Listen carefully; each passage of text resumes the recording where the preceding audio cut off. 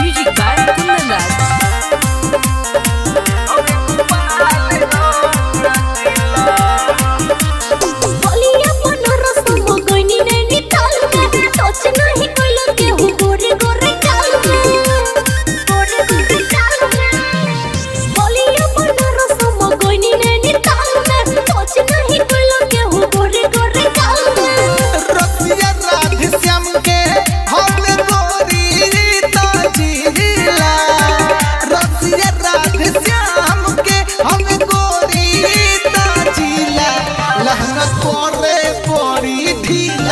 हमें गोपालगंज जिला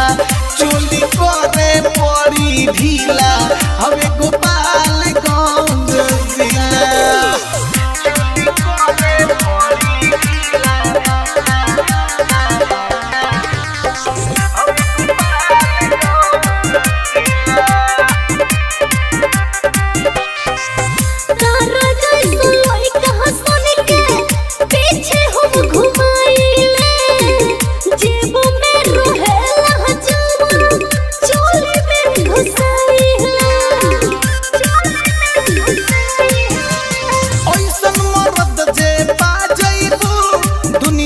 मेला भुला जइबू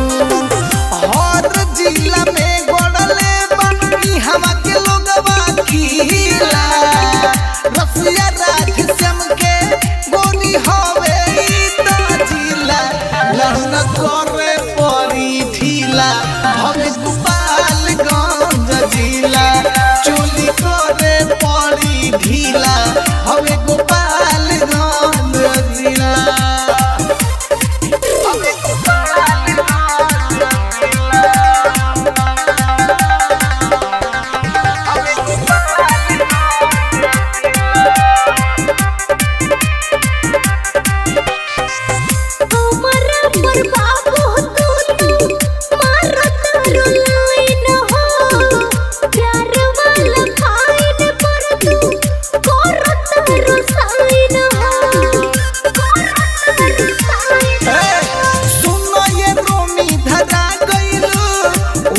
के पाजा में आ गइलू ओखिया में गड़ल बाटे कोयल तो हगलीला रसिया राधश्याम के होवे है गोरी जिला लहंगा करे पड़ी ढीला हमें गोपालगंज जिला चोली करे पड़ी ढीला हमें गोपालगंज जिला